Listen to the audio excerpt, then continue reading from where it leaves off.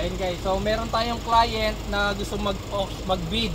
So nasa malayong probinsya siya, kaya tinawagan niya ako para daw i-check ko itong Navara na to. Anong number nito? 28. Sabi niya, i-check ko daw yung Navara para kung okay yung condition saka yung body, ibibid niya bukas. Bukas nga pala online lang, wala daw live dito, online. Ito number 28, 2020 Nissan Navara VL 4x4, 34,000 ang tinakbo.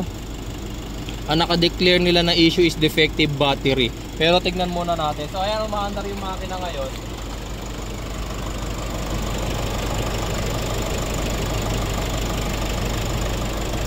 Ayan. So wala na siyang coolant.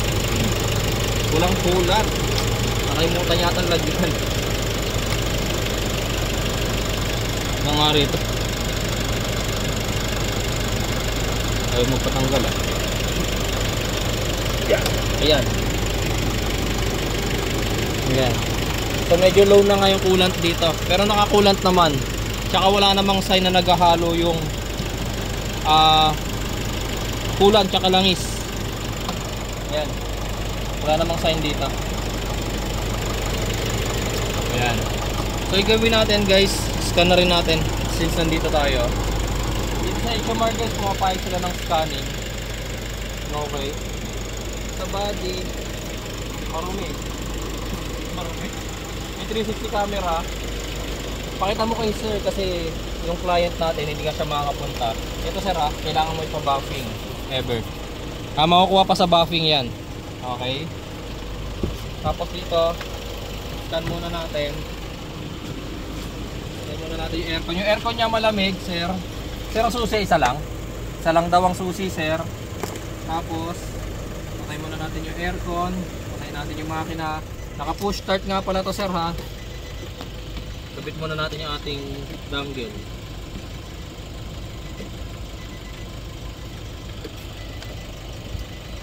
Yan. Yan. Tapos inspect na natin. Scan muna natin Nissan. Ito sa mga nagtatanong nga pala sa nakakabili ng scanner ko, nagbibenta ako nito, King Tool Light. Okay, brand new. Kontakin nyo na lang ako sa cellphone number na nakikita nyo dyan sa inyong screen kung gusto nyo ng ganitong scanner. Okay, wait lang natin.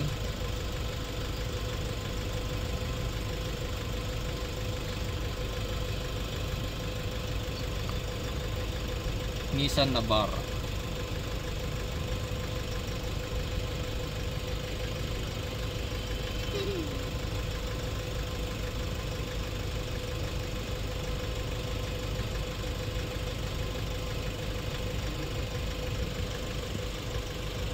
Siya 2020 no?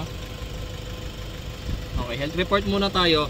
So habang hinihintay natin yung resulta ng scanning, ito pakita natin kay client kasi hindi nga siya makakapunta. Meron siyang tama rito.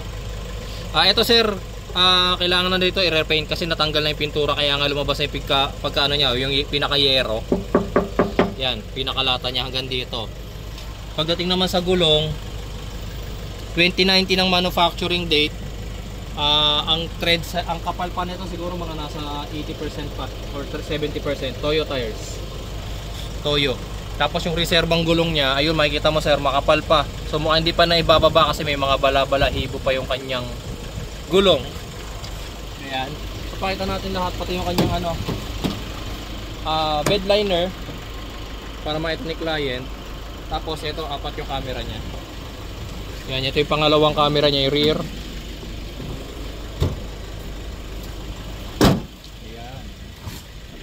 Pakita natin lahat ng makikita natin physical issues. Meron siyang scratch dito, pero ito is makukuha pa sa buffing. Ito ayan. Pa. Ito pa. Ayan pa, meron din dyan. Ayan. Tapos dito, ito pa isang camera niya. Sa tunog ng makina niya kanina, tahimik naman eh. Typical na tunog ng isang diesel engine na makina. Ang tigas. Langis kailangan lang talagang i-change oil na. Napakaitim na nung kanyang langis. Ayan.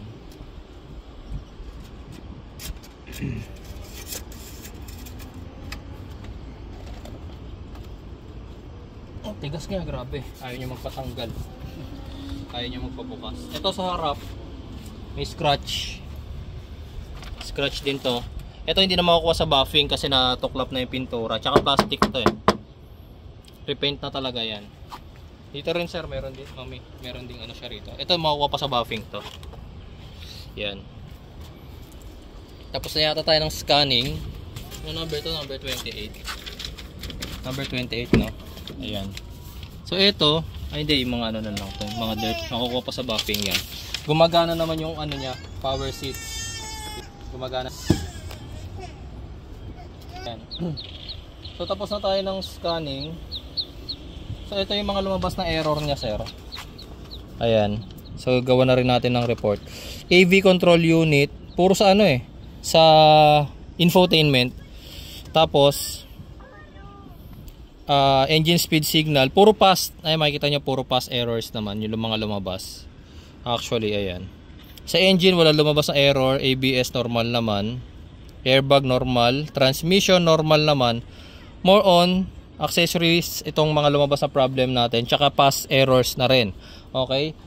So ito, sa nakikita ko, okay din naman tong Navara na to. Nandito na ba ito nung nakaraan, sir? Nandito na rin ito nung nakaraan. Navara. Medyo mo din yung loob. Ito. Para kay sir. Ito sir, maayos naman yung kanyang upuan. Ayan no. Sariwa pa yung upuan niya rito sa loob. Manibela niya maganda pa eh. Oh. Ayan no. Kasi ito yung cambio. Ayan. Dito sa likod mas maayos. Actually amoy pa nga eh. Ano? Amoy brand new. Ang issue lang daw nito sir, ito. Unang-unang issue. Susi. Isan lang ang susi.